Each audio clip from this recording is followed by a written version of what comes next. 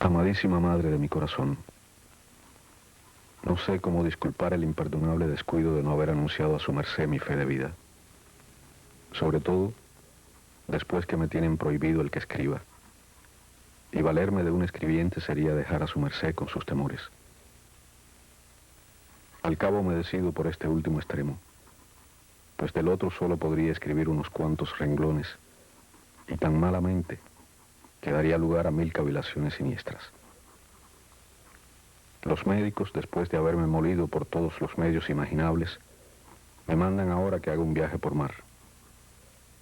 Y pienso emprenderlo para esa, en cuanto logre allanar las dificultades que se presentan para salir de esta tierra de promisión. Les advierto para que no se espanten que no me van a ver a mí, sino a mi sombra o espíritu. Quizá con el ajiaquito, el ñame y el quimbombó logre restablecerme algo. No menos que con la compañía de su merced y de mis hermanas. 1000 abrazos a mis amadísimas hermanas, porque sé que les será de consuelo si no volvemos a vernos. Diré a su merced que me he preparado a lo que el Señor disponga con una confesión general que he de vivir y morir en el seno de la iglesia. Su merced, cuídese mucho y recibe el corazón de su amantísimo hijo, José María.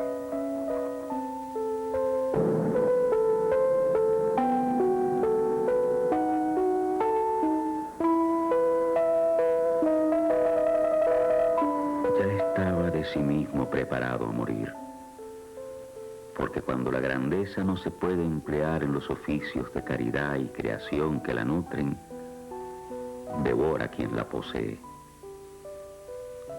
En las ocupaciones usuales de la vida, acibaradas por el destierro, no hallaba su labor anhelada aquella alma frenética y caballeresca, que cuando vio falsa a su primera amiga, servil al hombre, acorralado el genio, impotente la virtud y sin heroísmo el mundo, preguntó a sus sienes para qué latían, y aún quiso, en el extravío de la pureza, librarla de su cárcel de huesos.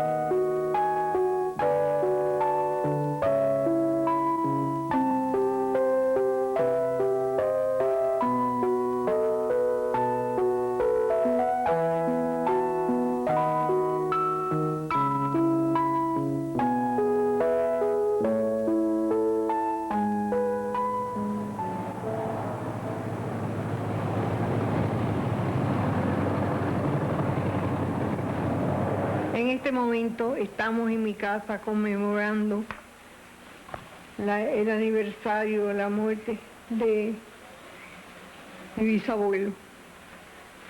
Hace 150 años que falleció en México. Allí se encontraba en muy mala situación y tuvo grandes cargos en México, en Venezuela.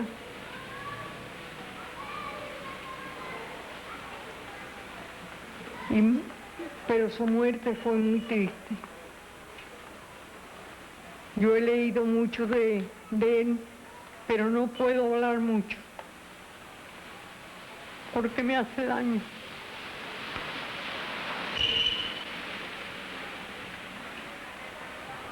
Además, recuerdo mucho a mi madre, porque estos eran días muy grandes para ella.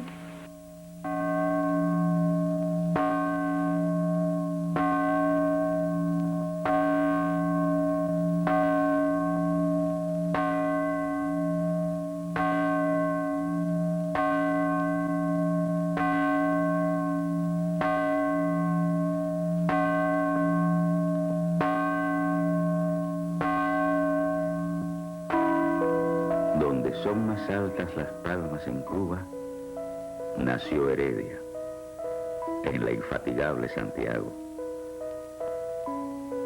Ya desde la niñez preciosísima lo turbaba la ambición de igualarse con los poetas y los héroes.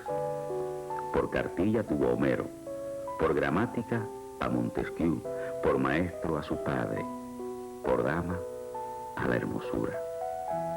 Y dicen que desde la niñez, como si el espíritu de la raza extinta le susurrase sus quejas y le prestara su furor, como si el último oro del país saqueado le ardiese en las venas, como si a la luz del sol del trópico se le revelasen por merced sobrenatural las entrañas de la vida, brotaban de los labios del niño estupendo el anatema viril, la palabra sentenciosa, la oda resonante. El padre, con su mucho saber y con la inspiración del cariño, ponía ante sus ojos ordenados y comentados los elementos del orbe, los móviles de la humanidad y los sucesos de los pueblos.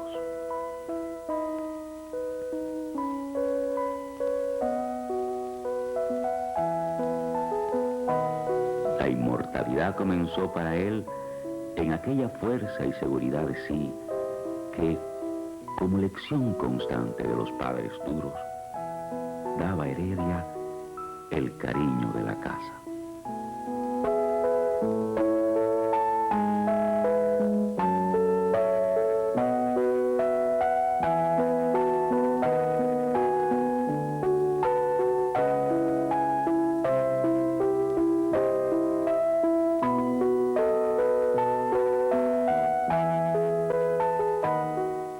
La etapa en que Heredia surge a la vida es una etapa históricamente compleja, una etapa importante en que muchos países buscan la independencia. Está la independencia de América Latina en primer lugar. Está la independencia de muchos países, como por ejemplo Grecia, que hasta ese momento había sido tierra conquistada por los turcos y que en esos momentos luchaba por la independencia. Este sentimiento es el que va a dominar esta época que venía muy cerca de los tiempos enciclopédicos del siglo de las luces. Y en este momento es que Heredia surge a la vida, y como es una etapa de crisis, una etapa de cambio, Heredia va a ser un producto de esta etapa. Por lo tanto, muchas de las contradicciones de la época se van a ver en Heredia, pero también muchos de los grandes ideales, de los grandes anhelos, de las grandes esperanzas de esa época. En 1817, cuando al padre lo trasladan a México, Heredia viene a vivir a Matanzas durante año y medio. Entonces, el círculo de sus amistades se va ampliando e incluye un grupo de hispanoamericanos con ideas independentistas que además ya tienen también ideas románticas o prerrománticas en cuanto a literatura, entre los cuales estaban Fernández Madrid, Vicente Rocafuerte, José Antonio Miralla, que le van ampliando el ideario que le había inculcado su padre.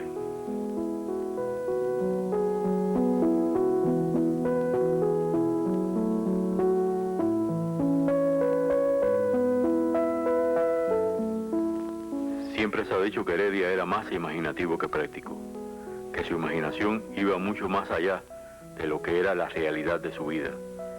Y él mismo lo dijo en un momento, cuando hablaba de la novela de su vida. En esta etapa matancera, él se enamora en forma muy romántica, muy apasionada, de una joven que él llama Belisa, a veces lesbia, en algunos de sus versos. Belisa llega a ser en la mente de Heredia el ángel terrible, la mujer fatal de los románticos.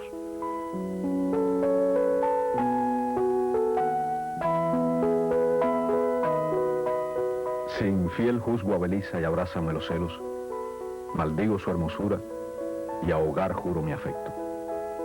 Pero si a mí risueña vuelve sus ojos bellos, olvido en el instante mis firmes juramentos. Me postro ante sus plantas perdones mil pidiendo, me abraza y juro amarla hasta el postrer aliento.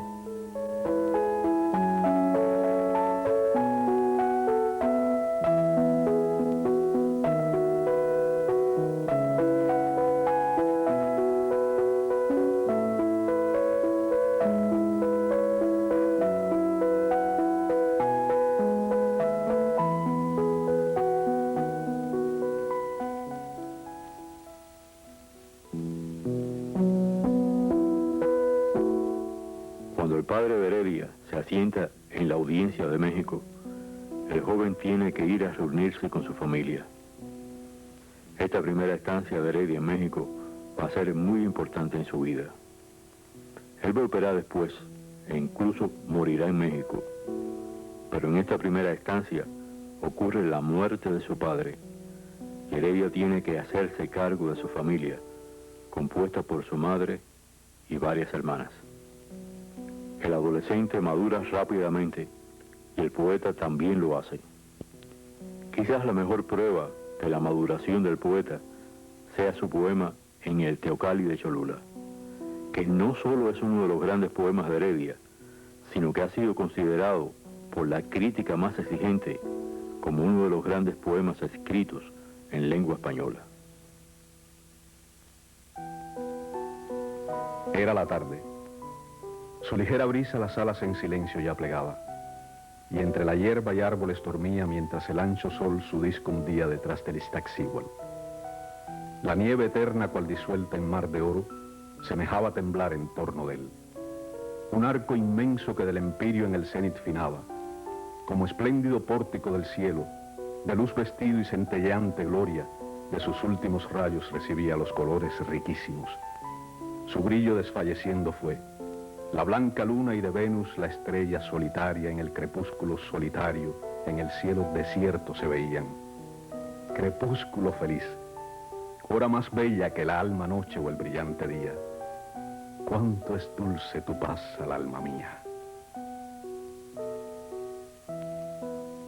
Los afanes independentistas de Heredia lo llevan a unirse precisamente a los que estaban conspirando ya por la independencia de Cuba.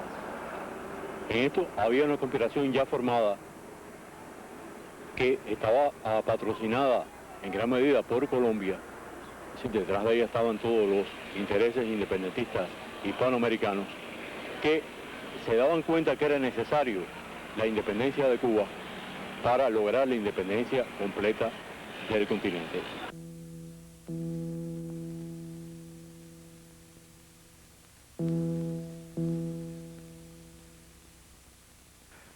Heredia se enrola en una filial de esta conspiración, los Caballeros Racionales, que tenía su sede en Matanzas. Pero Heredia es delatado y se dicta orden de arresto contra él. Por suerte, puede encontrar refugio en casa de un amigo de la familia, y es precisamente en este lugar donde pasa refugiado algunos días, lugar donde recibe el consuelo de una hermosa mujer, que después será la Emilia de sus versos. Por fin se arregla la fuga de Heredia y, escondido, logra huir de Cuba rumbo a los Estados Unidos.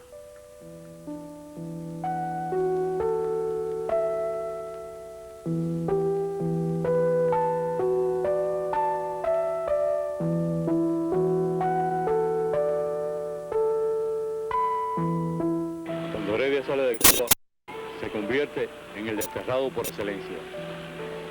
La naturaleza de la patria adquiere una dimensión simbólica inigualable en sus versos. La palma no solamente se convierte en símbolo de su poesía, sino también en símbolo de la patria. De este momento surgen algunas de sus mejores obras, como su famosa epístola a Emilia, en la cual recuerda a su amiga Pepilla Arango, la que cuidó precisamente sus últimos días en Cuba. Y de esta época también es su gran poema, La Oda al Niágara, que Martí recordaba que precisamente ningún poeta había sabido descubrir la grandeza y la majestad de la catarata como lo hizo Heredia. Para muchos, este es su poema emblemático y es conocido mundialmente como el cantor del Niágara. Dadme mi lira, dádmela, que siento en mi alma estremecida y agitada arder la inspiración. Oh, cuánto tiempo en tinieblas pasó sin que mi frente brillase con su luz. Niágara hundoso, tu sublime terror solo podría tornarme el don divino que ensañada me robó del dolor la mano impía. Sereno corres, majestuoso, y luego en ásperos peñascos quebrantado, te abalanzas violento, arrebatado, como el destino irresistible y ciego. ¿Qué voz humana describir podría de la sirte rugiente la aterradora faz?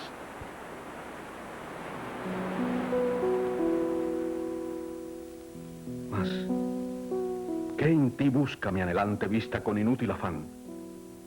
¿Por qué no miro alrededor de tu caverna inmensa las palmas, ay, las palmas deliciosas que en las llanuras de mi ardiente patria nacen del sol a la sonrisa y crecen, y al soplo de las brisas del océano bajo un cielo purísimo se mecen? Invitado por el presidente de México, Heredia viaja a ese país en 1825. Cuando el barco bordea las costas de Cuba, ve desde lejos el pan de Matanzas, el que está cercano de su querida ciudad. Y entonces Heredia compone su famoso poema, El himno del desterrado, quizás su poema de mayor trascendencia política. Reina el sol y las olas serenas corta en torno la prora triunfante, y hondo rastro de espuma brillante va dejando la nave en el mar. ¡Tierra!, claman. Ansiosos miramos al confín del sereno horizonte, y a lo lejos descúbrese un monte. Le conozco. Ojos tristes, llorad. Es el pan. En su falda respiran el amigo más fino y constante. Mis amigas preciosas, mi amante, qué tesoros de amor tengo allí.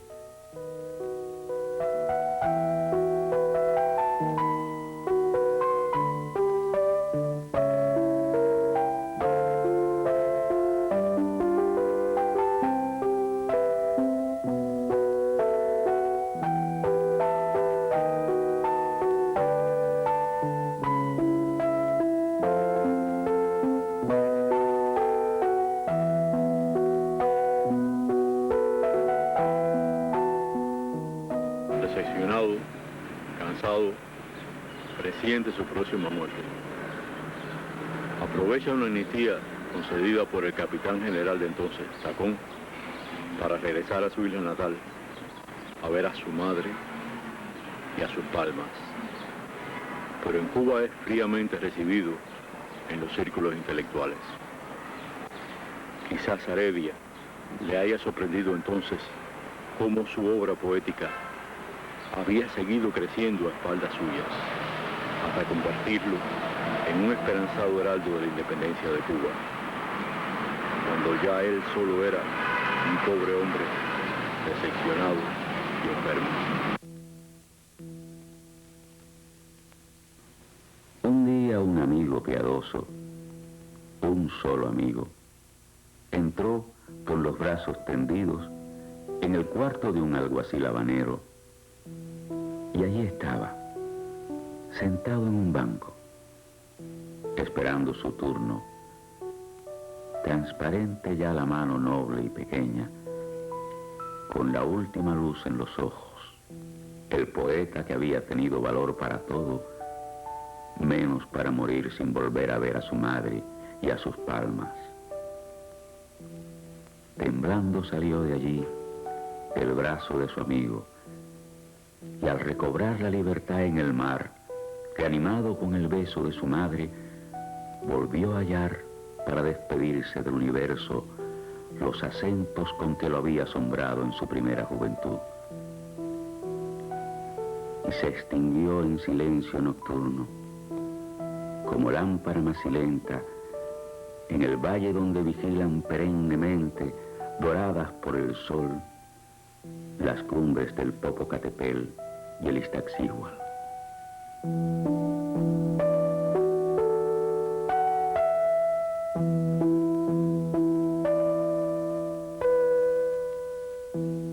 Cuba, Cuba, qué vida me diste, dulce tierra de luz y hermosura, cuánto sueño de gloria y ventura. Tengo unido a tu suelo feliz y te vuelvo a mirar, cuán severo hoy me oprime el rigor de mi suerte. La opresión me amenaza con muerte en los campos. La opresión me amenaza con muerte en los campos do al mundo nací. Mas ¿qué importa que truene el tirano? Pobre sí, pero libre me encuentro. Solo el alma del alma es el centro. ¿Qué es el oro sin gloria ni paz? Aunque errante y proscripto me miro y me oprime el destino severo, por el cetro del déspota ibero no quisiera mi suerte trocar. Cuba, al fin te verás libre y pura como el aire de luz que respiras, cual las ondas hirvientes que miras de tus playas la arena besar. Aunque viles traidores le sirvan del tirano, es inútil la hazaña, que no en vano, entre Cuba y España, tiende inmenso sus olas el mar.